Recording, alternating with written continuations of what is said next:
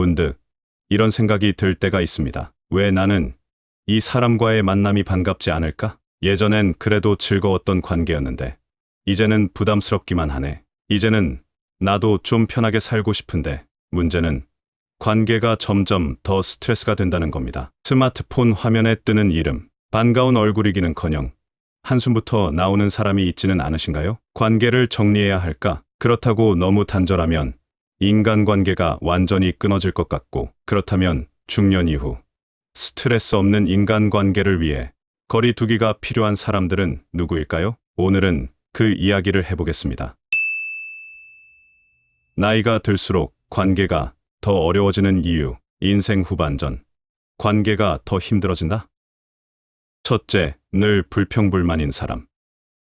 58세 이정민은 은퇴를 앞두고 있었습니다. 그동안 일과 가정에 치이며 살았지만 이제는 여유로운 삶을 꿈꾸고 있었습니다. 그런데 이상한 일이었습니다. 젊었을 때는 사람을 만나는 것이 즐겁고 관계를 맺는 것이 당연하다고 생각했는데 나이가 들수록 인간관계가 부담스럽게 느껴지기 시작했습니다. 어느 날 아침 휴대폰 벨소리가 울렸습니다. 화면을 보니 박동수라는 이름이 떠 있었습니다. 오랜 친구였지만 요즘은 그의 전화가 반갑지 않았습니다. 아, 진짜. 또 전화 왔네. 또 불평이겠지. 정민 씨는 잠시 망설이다가 결국 전화를 받았습니다. 역시나 예상대로였습니다. 야, 진짜 요즘 너무 힘들다. 회사도 엉망이고 집에서도 스트레스 받고 세상이 왜 이렇게 나한테만 가혹한지 모르겠어. 정민 씨는 애써 공감하는 척하며 말했습니다. 그래, 많이 힘들겠네.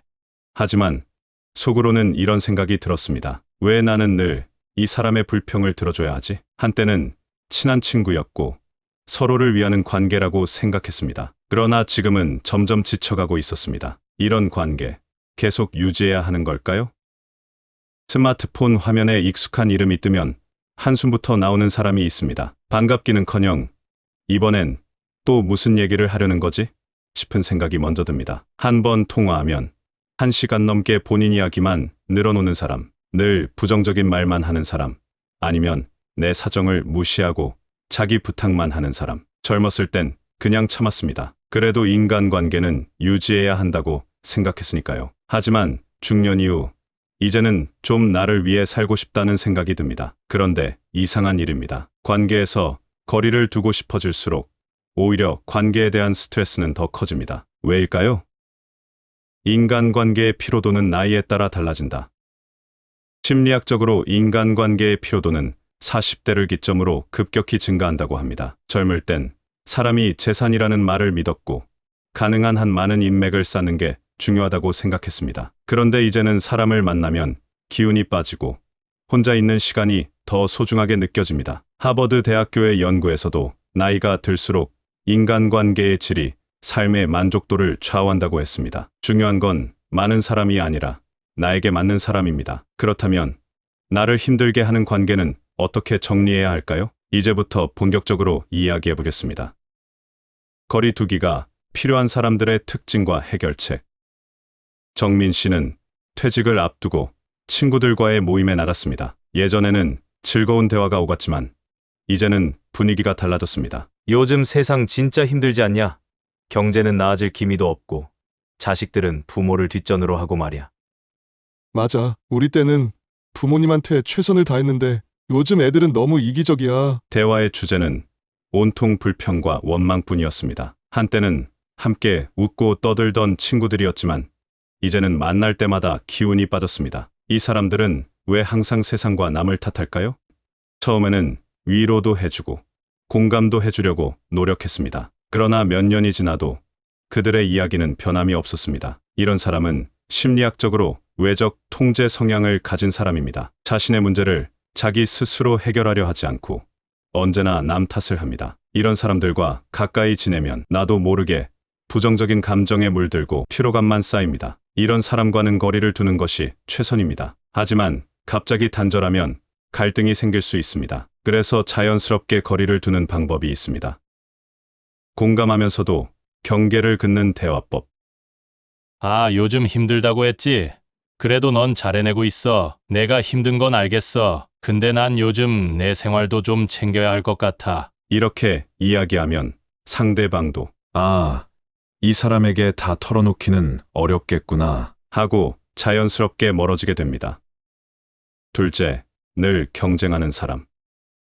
정민 씨에게는 오랜 이웃인 박영수 씨가 있었습니다. 젊었을 때부터 알고 지낸 사이였고 비교적 친하게 지냈지만 언제부턴가 영수 씨와의 대화가 불편해졌습니다. 이정민 씨, 요즘 어떻게 지내세요? 그냥 뭐, 애들도 크고, 나도 은퇴 준비하고 있지. 아, 우리 애는 이번에 대기업에서 스카우트 제안을 받았어요. 정민 씨 아들은 요즘 뭐 해요? 정민 씨는 순간 말문이 막혔습니다. 이 사람은 왜 늘 비교를 하는 걸까? 처음에는 그냥 넘겼습니다. 그러나 만날 때마다 비슷한 이야기를 듣다 보니 점점 피로감이 쌓였습니다. 나는 그냥 소소한 일상을 공유하고 싶을 뿐인데 영수 씨는 모든 대화를 경쟁의 장으로 만들어 버렸습니다. 자신이 우월하다는 것을 은근히 과시하며 상대방을 평가하는 듯한 태도. 그런 대화를 할 때마다 정민 씨는 불편함을 느꼈습니다. 이런 유형의 사람과는 비교의 장이 아닌 공유의 장으로 유도하는 대화법을 사용해야 합니다.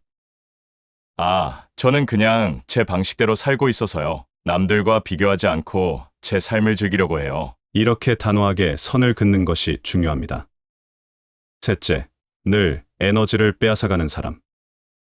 정민 씨는 후배였던 최경숙 씨와 오랜만에 연락이 닿아 만나게 되었습니다. 오빠, 나 요즘 너무 힘들어요. 경숙 씨는 예전부터 고민 상담을 자주 하던 사람이었습니다. 정민 씨는 처음에는 후배의 고민을 들어주고 조언도 해주었습니다. 그러나 이상하게도 몇 년이 지나도 그녀의 고민은 달라지지 않았습니다. 회사에서 나를 인정해 주지 않는 것 같아요. 어떻게 해야 할까요? 경숙 씨가 원하는 게 뭔지 먼저 생각해보면 어떨까? 그러나 경숙 씨는 대답도 듣지 않고 계속 자신의 하소연만 이어갔습니다. 이 사람은 내 조언이 필요한 게 아니라 그냥 들어줄 사람이 필요한 거구나. 정민 씨는 점점 지쳐갔습니다. 이런 사람과 관계를 유지하려면 선긋기 기술을 사용해야 합니다. 경수가, 네 이야기를 듣는 건 좋은데 나도 내 시간이 필요해. 이렇게 말하면 상대방도 자연스럽게 거리를 두게 됩니다. 거리두기 그리고 변화.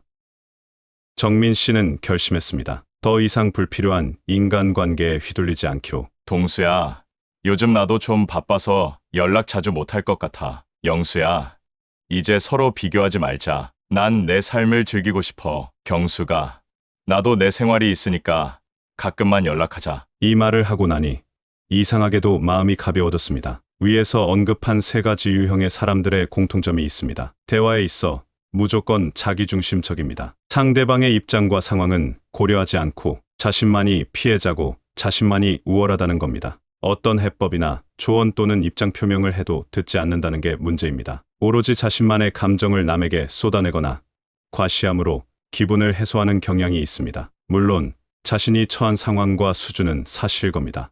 하지만 들어주는 사람 입장에서는 부담스럽기도 하고 불쾌할 수도 있습니다. 이런 사람들과 상대하다 보면 은근히 피곤할 때가 많죠. 그런 영향들이 나의 일상에 부정적으로 스며듭니다. 새로운 관계, 새로운 인생의 시작. 불필요한 관계를 정리하고 나자 뜻밖의 변화가 찾아왔습니다. 진짜 소중한 사람들이 남기 시작한 것이었습니다. 정민 씨, 주말에 등산 갈래요? 새로운 친구들이 생겼고 깊이 있는 대화가 가능해졌습니다. 이제는 불평만 하는 사람이 아니라 서로 응원하고 힘이 되는 사람들과 함께하게 되었습니다. 나를 위한 거리두기. 관계를 정리하는 것은 쉽지 않은 일입니다. 그러나 중년 이후의 삶은 더 이상 남을 위한 시간이 아니라 나를 위한 시간이어야 합니다. 정민 씨는 거울을 보며 미소 지었습니다. 이제야 내 삶을 살고 있구나. 인생 후반전. 어떤 관계를 남길 것인가. 예전에는 관계를 정리하는 게 미안하고 어려웠습니다. 그런데 중년이 되고 나니 깨닫습니다. 내가 행복해야 내 주변도 행복해집니다. 삶의 후반전은 남이 아니라 나를 위한 시간이어야 합니다. 이제는 억지로 유지해야 하는 관계가 아니라 진짜 나를 아끼는 사람들과 함께해야 합니다. 인생은 마치 정원과 같습니다. 우리는 잡초를 뽑고 아름다운 꽃이 잘 자라도록 해야 합니다. 이제 우리는 우리 인생의 정원사가 되어야 합니다. 잡초 같은 관계를 정리하고 따뜻한 사람들과 함께하는 것. 그것이 중년 이후 우리가 진짜 행복해지는 길이 아닐까요? 여러분은 어떠세요? 지금 여러분의 인생에서 지키고 싶은 관계는 어떤 사람인가요? 영상이 마음에 드셨다면 구독과 좋아요 부탁드립니다. 오늘 하루도 행복하세요. 감사합니다.